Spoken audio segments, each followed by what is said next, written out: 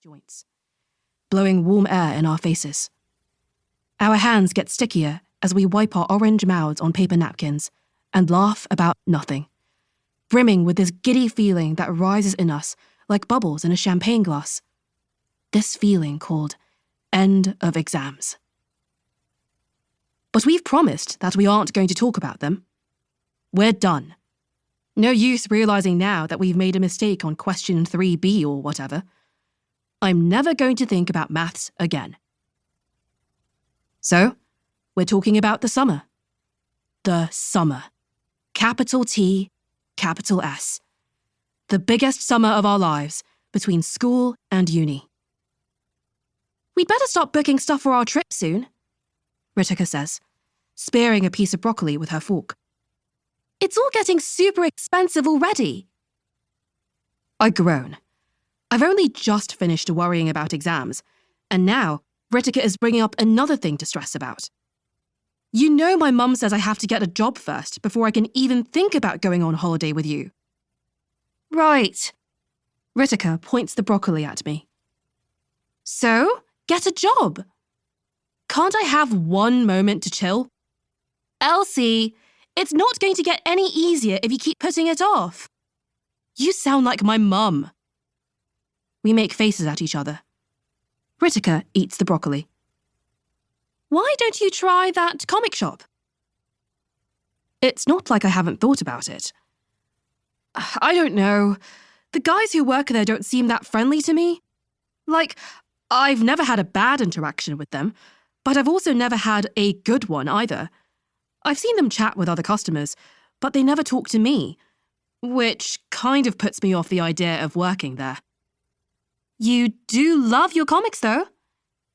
Only Eden recoiling, really. I can't help but smile, because I truly do love Eden recoiling. I haven't read a lot of other things, but I want to read more this summer. Ritika grins. I bet they have a staff discount. Oh, I didn't even think of that. How are you smart enough to get into Cambridge, but too stupid to even realise that staff discounts are a thing? It's not fair. Ritika flicks my arm with a finger.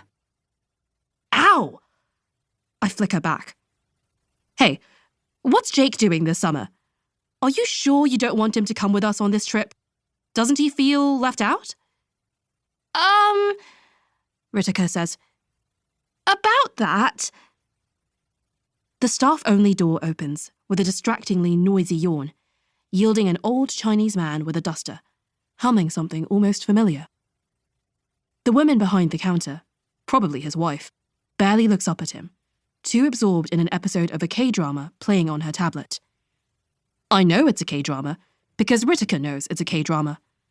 She recognized it instantly from the sounds of the actors' voices and the background music.